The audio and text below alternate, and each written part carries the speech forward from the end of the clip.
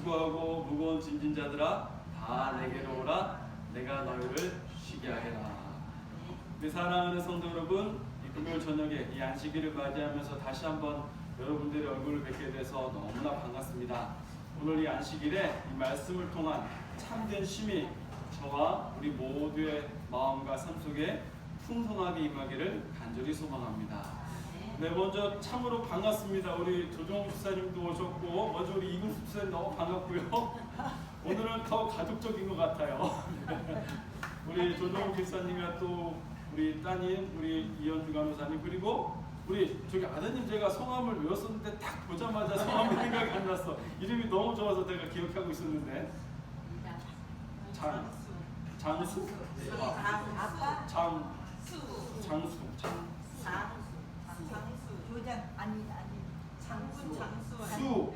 그래 맞잖아요. 수. 우리 이장수 형제라고 해야 되지만 또 아기가 있으니까 아기 이름이 준혁이 아빠. 준혁이 아빠.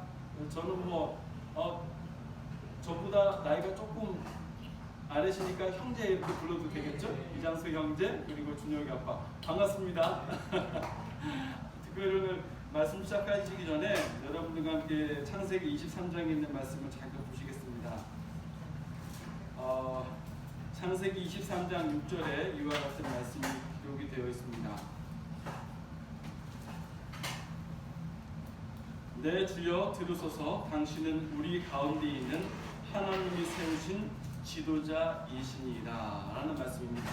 자, 이 말씀은 우리 아브라함이 헷 족속이라는 이방인에게서 땅을 사는 과정인데, 이 헷 족속의 사람들이 아브라함을 일컬어 뭐라고 하냐면, 내 주여 당신은 우리 가운데 있는 누가 세우신? 하나님이 세우신 지도자입니다 라고 기록하고 있어요. 이거를 다른 번역본 영어 성경으로 보면 하나님이 세우신 왕자입니다 라고 기록이 되어 있습니다. 자, 아브라함이 스스로 자신을 가리켜 지도자의 왕자라고 한 것이 아니고 이방 사람들이 아브라함을 하나님이 세우신 지도자요 왕자라고 인정하고 있는 것이죠. 제가 이 말씀을 조금 전에 우리 신정교회 단톡에도 올린 말씀인데, 이번 설이 우리 모든 신정교회 성도들에게 그런 설이 됐으면 좋겠습니다. 특별히 오늘 우리 준혁이 아빠 이장수 형제님 오셨는데요. 특히 이장수 형제님의 가정이, 이장수 형제님의 삶이 이런 삶이 되었으면 좋겠습니다. 어디를 가시든지 사람들이 이장수 형제님을 볼 때 저분은 정말로 하나님의 권능이 느껴지는 분이고 하나님의 축복이 느껴지는 분이라서 내가 감히 함부로 할 수 없는, 하지만 언제나 함께하고 싶은 그런 사람이 되었으면 좋겠어요. 이번 설이 우리 모든 신정교회 성도들에게 그런 설이 됐으면 좋겠습니다. 그래서 오늘 이 시간에 오기 전에 그런 마음으로 하나님께 기도를 드리고 왔습니다. 네. 우리 모두 그런 삶이 되기를 간절히 바랍니다. 자, 오늘은 여러분과 함께 오뚜기라는 제목의 말씀을 함께 나누고자 합니다. 여러분 오뚜기 기억하시나요? 오뚜기. 이제 저 어렸을 때 오뚜기를 좀 자주 봤는데 요새 애기들도 오뚜기를 가지고 노나 모르겠습니다. 우리 준혁이 오뚜기 가지고 놉니까? 요새는 오뚜기 가지고 안 노나? 하여튼 오뚜기는 뭐예요? 이게 한번 툭 쳐도 아무리 쳐도에는 다 일어서는 게 오뚜기예요. 쓰러졌다고 어디 일어나고 쓰러질 것 같으면서도 일어나고, 이게 바로 오뚜기인 겁니다. 오늘 살펴볼 이야기가 이제 야곱의 마지막 이야기인데, 야곱의 스토리가 그런 스토리 같고 우리 그리스도인의 삶이 그런 삶이라는 생각이 들었습니다. 쓰러질 것 같지만, 사단이 때려서 정말 엎어지고 쓰러지지만 그래도 굳건히 일어나는 게 바로 오뚜기의 삶, 즉 그리스도인의 삶이라는 그런 생각이 들었습니다. 오늘은 이 야곱의 이야기를 통해서 어떻게 사는 게 그리스도인의 오뚜기의 삶인지를 좀 한번 살펴보도록 하겠습니다.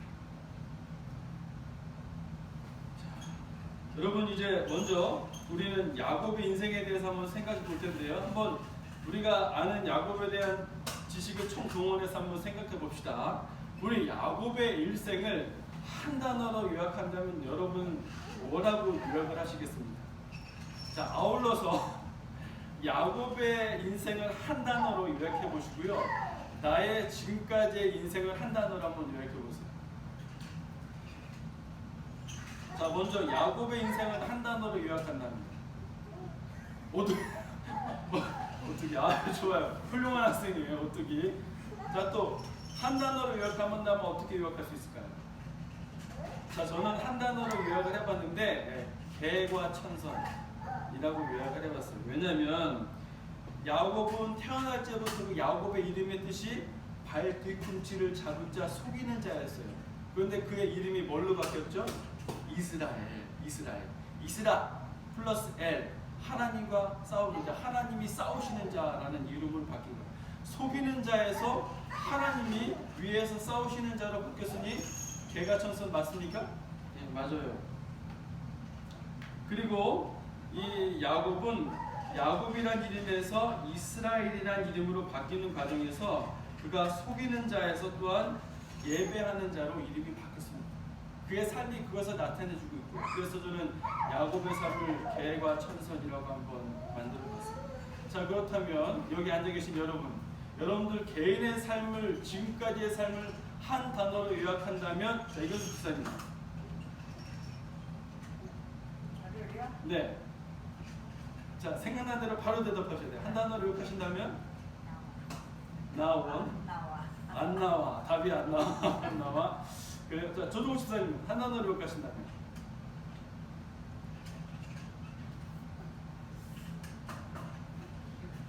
잘 모르겠어요.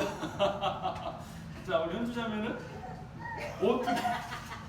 자, 거의 모르센데 오뚜기. 자, 장수영주는 어떻게 요약할 수 있을까? 한 단어로 요약한다면 물? 왜 물이에요? 그냥 흘러가듯이 그냥 자연스럽게 흘러가는 물이다. 자, 사모님은 한 단어로 요약하신다면 어떻게? 네? 본인의 삶을 한 단어로 요약한다.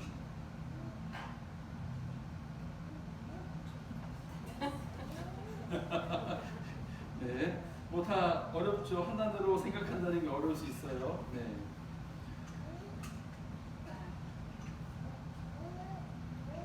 자, 이렇게 야곱의 삶으로 좀 돌아보도록 하겠습니다. 야곱은 이와 같이 개가천선의 삶을 산 사람이었어요. 근데 야곱은 또 한 가지, 그는 하나님의 약속을 가슴에 품고 사는 사람이었습니다. 그가 베델에 있을 때, 그리고 라반의 집에 있다가 고향으로 돌아오는 과정에서 하나님은 그에게 약속을 해주셨죠. 내가 너로 하여금 큰 민족을 이루겠고 너로 하여금 분명히 고향으로 돌아가게 하겠다라고 말씀하셨어요. 그래서 야곱이 고생을 많이 해서 고향길에 올랐어요. 라반의 집에서 몇 년 동안 일했는지 아시죠? 처음에 라헬과 결혼하게 해주세요라고 해서 7년. 라헬하고 결혼하게 해주세요 했더니 누구랑 결혼시켰어요? 또 라헬하고 결혼하게 해주세요 해서 또 7년. 7년 하고 나서 집에 갈 줄 알았더니 또 내가 라헬을 얻었으니 또 7년. 합의 21년을 일을 했어요. 그러고 나서 고향으로 오는 길이 이르렀습니다. 그런데 여러분, 고향으로 오면 야곱이 기쁘지만은 않았어요. 왜 안 기뻤냐면 고향에 오면 자기를 죽이려고 하는 형 에서가 있었기 때문이죠. 뭐 야곱은 굳이 형을 속이지 않았어요. 근데 형은 야곱이 자기를 속였다고 생각하고 있어요. 그래서 형은 야곱을 죽이려고 아주 그냥 칼을 갈고 있었죠. 야곱은 그런 두려움을 가지고 있었습니다. 그렇지만 야곱에게는 뭐가 있었냐면 하나님이 주신 약속이 있었어요. 여러분, 참 재밌는 사실이 있습니다. 하나님의 약속을 가지고 가는 사람이 그 고향으로 가는 그 여정에서 아주 비겁하고 추잡한 실수를 한 가지 저지르게 됩니다. 안녕하세요. 들어오세요. 반갑습니다. 환영합니다. 네, 반갑습니다. 아이고. 안녕하세요. 네, 딱 적시에 잘 들어오셨습니다. 이제 본론으로 들어갈 때였어요. 네. 하나님의 약속을 가슴에 품고 있는 사람인 야곱이 그 약속을 성취하기 위해서 돌아가는 그 여정에서 아주 결정적인 실수를 하나 하게 됐는데, 그건 너무나 비겁한 실수입니다. 여러분, 그 실수가 혹시 뭔지 아세요? 야곱이 한 실수가? 야곱이 약속을 품고 갔지만 그가 하게 된 아주 결정적인 실수는 바로 편애라는 실수예요. 자, 여러분, 누군가에게 편애를 당해본 적 있습니까?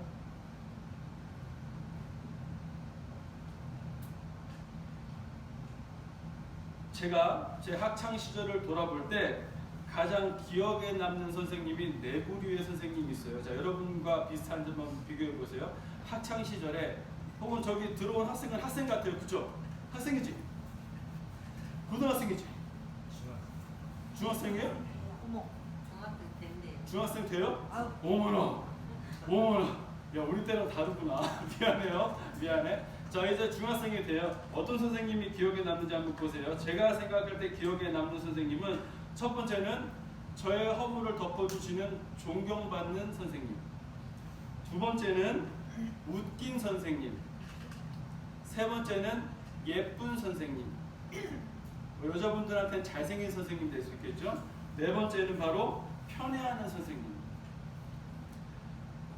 그런데 이 네 유형의 선생님 중에서 가장 기억에 남는 선생님이 첫 번째는 존경하는 선생님이고 두 번째가 편애하는 선생님입니다.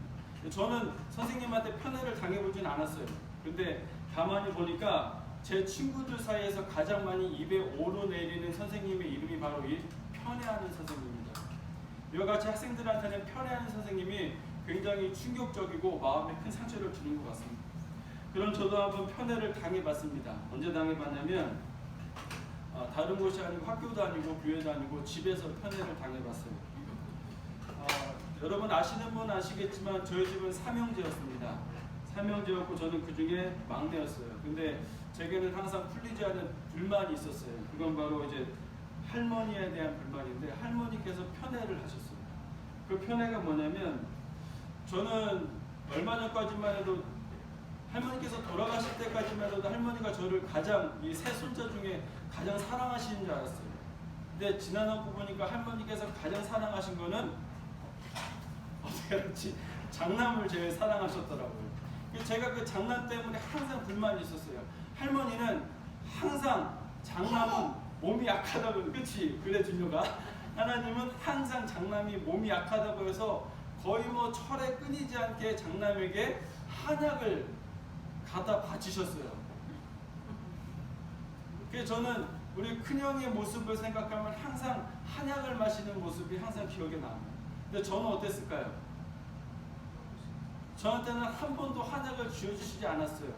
근데 그런 할머니의 편애에 대한 원망이 아주 가장 크게 올랐을 때가 언제냐면 할머니께서 저에게 한약을 한 번도 안 쥐어주시다가 딱 한 번 한약을 쥐어주신 적이 있어요. 근데 할머니께서 쥐어주신 한약이 다른 한약이 아니고 잠 안 오게 하는 한약. 잠 안 오게 하는 한약. 왜냐면 제가 공부할 때 하도 자고 공부 안 하니까 항상 산만하고 집중도 잘 못하니까 하나님께서 이놈 공부 좀 잘했으면 좋겠다 하고 할머니께서 주신 한약이 바로 잠 안 오게 하는 한약이었던 거죠. 예, 이렇게 편애라는 거는 특별히 자라나는 세대, 청소년들, 어린이 청소년들에게는 굉장히 큰 충격의 그런 하나의 성품이었던 것 같습니다. 야곱이 라반의 집을 떠날 때는요, 야곱 당시의 막내 아들이 요셉이었는데 요셉이 6살이었어요. 그리고 베냐민은 태중이 있었고요. 그러니 그 형들의 나이는 어땠을까요? 딱 그 나이죠. 네. 딱 예민하고 민감한 나이. 저기 뒤에 앉아있는 학생이 이제 14살이네. 그쵸? 딱 저 학생 정도 나이가 됐을 수도 있어요. 미안해요, 자꾸 얘기해서. 그 정도 나이가 됐을 수도 있었습니다. 아주 민감한 나이예요. 그런 아들들에게 야곱이 아주 돌이킬 수 없는 실수를 하죠. 그게 바로 편애인데 이 실수 때문에 야곱은요, 눈을 감는 그 순간까지 집에서 끊이지 않는 그런 분쟁을 치르게 됩니다. 돌아가실 때까지, 죽을 때까지 이런 분쟁이 그 집에서는 끊이지 않게 됩니다.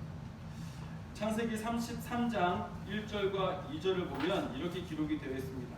야곱이 눈을 들어보니 에서가 400인을 거느리고 오는지라. 그 자식들을 나누어 레아와 라헬과 그 두 여종에게 맡기고 여종과 그 자식들은 앞에 두고 레아와 그 자식들은 다음에 두고 라헬과 요셉은 뒤에 두고 자기는 그들 앞에서 나아가되 몸을 7번 땅에 굽히며 그 형 에서에게 가까이 하니. 자, 이 말씀을 보면 야곱이 어떻게 편애했는지 알겠죠. 뭐 가장으로서 가족을 지키기 위한 어쩔 수 없는 선택이라고 할 수 있겠지만 왜 하필 세워도 저 순서로 세우냐 이거죠. 첫 번째 세운 게 두 여종의 자식들, 두 번째는 레아의 자식들, 세 번째는 라헬과 그의 자식들이에요. 야곱이 사랑하던 순서대로 세운 거예요. 이 자녀들이 이제 어느 정도 머리가 큰 자녀들이 아빠를 앞에 세우고 갈 때 이 아이들이 그것을 알았을까요? 몰랐을까요? 지금 야곱이 고향으로 향해 가는 길은 두 가지 반응이 있었어요. 고향으로 갔을 때 형이 두 팔을 벌려 환영해 주든가 아니면 칼을 들고 참담한 피해 보복을 하든가 둘 중에 하나를 기대해야 하는 그런 상황이었어요. 근데 만약에 축복을 받는다면 이 두 여종의 아들들이 축복을 먼저 받겠지만 칼에 피해 보복을 받는다면 누가 가장 먼저 받게 되는 거예요? 두 여종의 아들들이 가장 많이 받게 됩니다. 그러니 이 자녀들의 상처가 얼마나 컸겠습니까?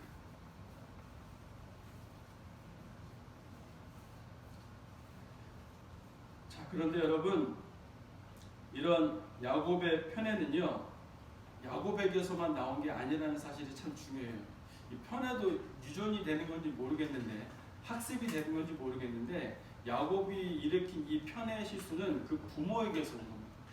자, 이제 창세기 25장에 보시면 그 부모가 어떻게 실수했는지 또 기록이 되어 있습니다. 그 아이들이 장성함에 에서는 익숙한 사냥꾼인 고로 들사람이 되고 야곱은 조용한 사람인 고로 장막에 거하니 이삭은 에서의 사냥한 고기를 좋아함으로 그를 사랑하고 리브가는 야곱을 사랑하였더라. 딱 나눠지는 거예요. 이삭이 봤을 때는 에서가 참 사랑스러워요. 그래서 누가 장자가 되었으면 좋겠어요? 에서가 장자가 되었으면 좋겠어요. 근데 리브가가 봤을 때는 야곱이 참 사랑스러워요. 조용하고 항상 하나님의 말씀을 연구하면서 소망을 나눌 수 있는 소울메이트가 되는 거예요. 그래서 리브가의 생각에는 야곱이 장자가 되었으면 좋겠다. 하나님이 말씀하신 것처럼 큰 자가 작은 자를 섬기게 될 것인데 야곱이 참 그런 인물인 것 같다라고 생각하면서 두 사람 사이에 의견의 차이가 있었던 것입니다.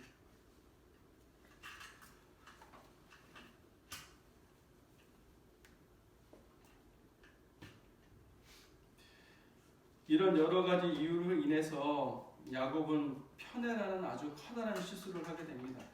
여러분, 우리들도 삶 속에서 이런 편애를 하게 됩니까? 제 삶 속에서도 그런 편애를 하게 되는 것 같아요.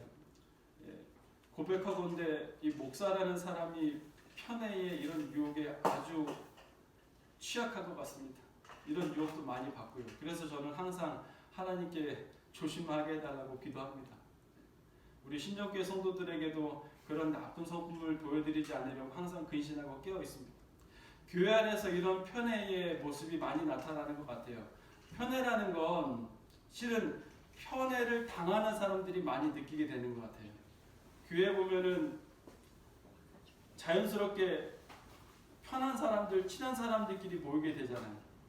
편한 사람들, 친한 사람들끼리 모이다 보면 어쩔 수 없이 편애 아닌 편애가 생기게 돼요. 어떤 사람은 거기서 소외되게 되고 교회 오는 게 즐겁지 않게 되죠. 교제할 사람이 없으니까. 그런 편애가, 우리가 모르는 편애가 그런 교회에 많이 존재하게 되는 것 같아요. 우리 학생들인데 학생반에서도 그럴 수 있을 것 같고, 또 옆에 있는 오빠는 청년인데 청년반에서도 그럴 수 있을 것 같고, 우리가 다니는 교회에서는 이런 편애의 모양이 보이지 않게 굉장히 많이 존재하고 있는 것입니다. 그렇기 때문에 우리는 이런 편애의 함정에서 벗어날 수 있도록 하나님께 참으로 많이 기도해야 될 것입니다. 여러분, 이후의 역사를 보시면요, 정말 하나님이 야곱을 통해서 이런 잘못된 사람, 편애를 없애기 위해서 얼마나 야곱에게 힘든 시련의 시간을 하나님께서 허락하셨는지 몰라요. 야곱은 마지막에 그 아들 베냐민까지 죽음에 내어주고자 하는 결심을 할 정도까지 이릅니다. 그 정도까지의 시험을 거치고 나서 야곱은 그때서야 편애의 사슬에서 벗어나게 되는 겁니다. 이렇게 편애라는 것은 굉장히 위험하고 교회를 위태롭게 하는 아주 위험한 그런 사람에게 있어서 좋지 않은 성품 중에 하나인 것 같아요.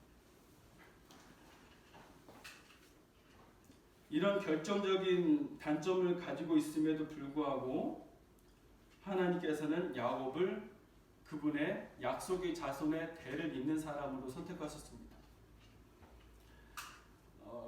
이삭은요, 하나님께서 주신 법을 사람의 법으로 성취하라고 했고, 리브가는 하나님께서 주신 법을 사람의 방법으로 성취하라고 했어요. 그리고 야곱에게는 하나님의 방법대로 사는 것이 어떤 것인지를 모르는 무지함이 있었어요. 그럼에도 불구하고 하나님은 이삭과 리브가와 야곱 모두를 하나님의 복을 잇는 후계자로 하나님께서 정하시게 된 것이죠. 자, 그럼 여러분 한번 좀 이제 생각해 보도록 하겠습니다. 아브라함은 우리가 생각했을 때 참 위대하고 훌륭한 인물이에요. 맞죠? 그런데 아브라함의 자손을 한번 보겠습니다. 아브라함의 자손 이삭과 야곱은 정말 아브라함처럼 훌륭한 인물입니까? 아닙니까? 어떤 것 같으세요? 아브라함은 믿음의 조상이라고 할 수 있을 만한 그런 조건이 많이 있었어요. 하지만 이삭과 야곱은 그 아비처럼 그렇게 훌륭한 사람들은 아니었던 것 같아요. 우리 인생의 여정이 그런 것 같습니다. 여러분, 우리가 지금 교과 공부에서 다니엘서를 공부하고 있는데 다니엘서 2장에 보면 금신상이 나오잖아요. 근데 금신상은 머리는 금이고 가슴은 은이에요. 시대가 바뀔수록 그 구성 물질이 바뀌는데 가치가 떨어져요. 점점 싸고 가치 없는 것으로 바뀌게 되는 거죠. 인생의 여정도 그런 것 같아요. 하나님께서 태초에 사람을 창조하셨을 때는 완벽했지만 죄로 인해서 사람들은 시대가 거듭되고 세대가 거듭될수록 약해지게 되어 있는 거예요. 아브라함이요, 100세 때 이삭을 낳았잖아요. 그렇죠? 그런데 100세 때 이삭을 낳고 140대 때 리브가가 죽고 다른 아내를 얻고 그때 다시 6명의 자녀를 낳았더라고요. 그리고 175세 때 죽었어요. 과학적으로 이게 설명이 가능할까요? 이거 우리 사이에서 일어날 수 있을까요? 우리는 100살까지도 살 수 없어요.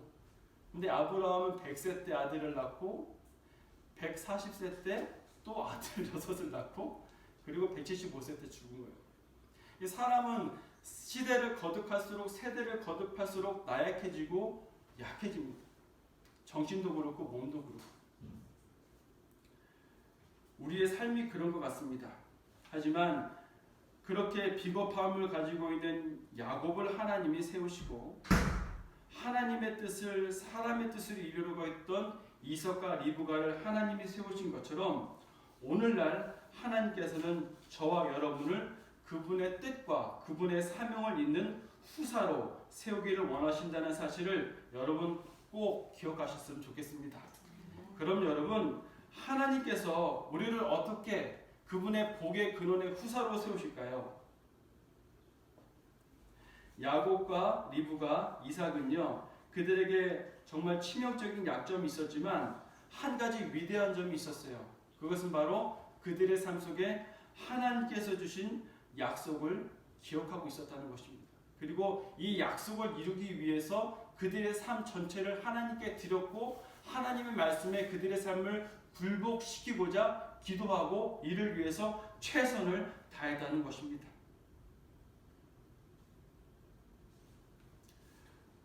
로마서 8장 35절로 39절에는 다음과 같은 말씀이 기록이 되어 있습니다. 우리 함께 읽어보시도록 하겠습니다. 누가 우리를 그리스도의 사랑에서 끊으리요? 환난이나 곤고나 핍박이나 기근이나 적신이나 위험이나 칼이랴. 그러나 이 모든 일에 우리를 사랑하시는 이로 말미암아 우리가 넉넉히 이기느니라. 내가 확신하노니 사망이나 생명이나 천사들이나 권세자들이나 현재일이나 장래일이나 능력이나 높음이나 기쁨이나 다른 아무 피조물이라도 우리를 우리 주 그리스도 예수 안에 있는 하나님의 사랑에서 끊을 수 없느니라. 아멘. 그 어떤 것도 우리를 하나님의 사랑에서 끊을 수 없다고 기록이 되어 있습니다. 누가 우리를 그리스도의 사랑에서 끊으리요? 환난이나 곤고나 핍박이나 기근이나 적신이나 위험이나 칼이랴. 우리의 비겁함도, 우리의 연약함도, 우리의 부정직함도 우리를 그리스도의 사랑에서 끊을 수가 없는 것입니다. 아무리 우리가 비겁하고 연약할지라도 하나님께서는 우리를 통해서 그분의 사명을 반드시 이루실 것입니다. 언제요? 우리가 우리들의 마음속에 그분의 약속을 품고 있을 때, 그분의 약속을 이루고자 우리들의 삶을 하나님께 온전히 드리기로 마음에 헌신하고 서약할 때 하나님께서는 우리를 통해서 그분의 서약을 이루시는 것입니다. 우리가 그분을 사랑하기 때문에 그분의 사명을 이루시는 게 아니에요. 예수님께서 먼저 우리를 사랑하셨으니 우리를 그분의 사랑에서 끊을 자가 없기 때문에 하나님께서는 우리를 통해서 그분의 사명을 이루게 되는 것입니다.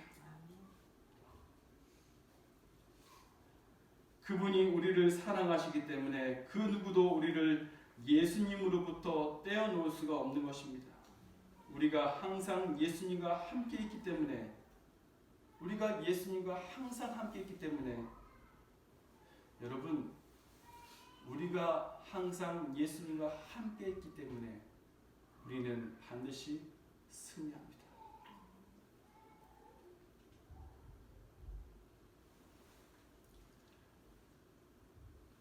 우리 찬미가 중에 이런 찬양이 있습니다. 주가 주신 약속 위에 굳게 서 영원토록 주를 찬송하리라. 소리 높여 주께 영광 돌리며 약속 믿고 굳게 서리라. 굳게 서리 영원하신 말씀 위에 굳게 서리. 굳게 서리 그 말씀 소망 위에 서리라. 이 찬양 잘 알고 계시죠? 그의 약속은 무엇입니까? 마태복음 6장 33절에는 너희는 먼저 그의 나라와 그의 의를 구하라. 그리하면 이 모든 것을 너희에게 더하시리라 약속하셨습니다. 그리고 우리가 구해야 하는 그의 의는 무엇입니까? 마태복음 24장 14절에는 이와 같이 기록이 되어 있습니다. 이 천국 복음이 모든 민족에게 증언되기 위하여 온 세상에 전파되리니 그제야 끝이 오리라.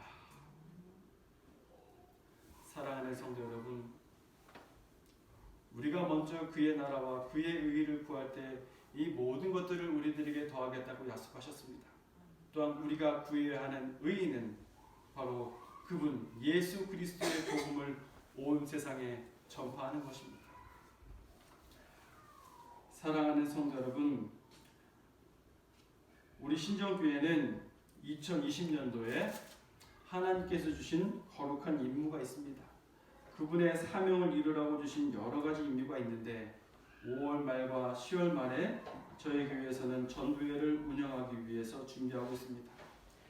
이 전도회는 일회성으로 끝날 것이 아닙니다. 전도회를 위해서 우리는 1년 내내 준비할 것이고 전도회 후에도 우리는 이 전도회를 위해서, 구도자를 위해서, 새로운 영혼들을 위해서 열심히 노력을 할 것입니다. 여러분, 우리가 우리 자신을 이와 같이 하나님께 드릴 때 우리의 어떤 나약함이나 우리의 어떤 적대 세력도 우리의 임무를 수행하는 데 방해가 될 수 없다는 사실을 꼭 기억하시게 되길 간절히 바랍니다. 사랑하는 성도 여러분, 온 가족이 함께 모이셨죠? 이 기쁜 안식일, 저는 내일을 큰 안식일이라고 얘기합니다. 안식일이고 새해 첫날이니까요. 이번 안식일에는 가족과 함께 이런 다짐을 해보는 게 어떨까 하는 생각이 듭니다. 흔히 우리는 연휴 때 말씀을 놓치기가 쉽습니다. 그냥 푹 쉬다 보면 말씀을 놓치기가 쉬워요. 그런데 여러분, 우리들의 삶 속에서 말씀을 보기 가장 좋은 때가 언제인지 아세요? 연휴 때. 가장 여유 있게 말씀을 보고 그 말씀에 젖어들 수 있을 때가 바로 연휴입니다. 이번 요일 때는 온 가족이 다시 한번 말씀의 은혜에 젖어드는 귀한 은혜의 시간이 되길 간절히 바랍니다. 이번 연휴를 통해서 온 가족이 주님이 주신 그 약속 위에 굳게 서는 우리 온 성도가 되길 간절히 바라면서 말씀을 드리도록 하겠습니다. 아멘.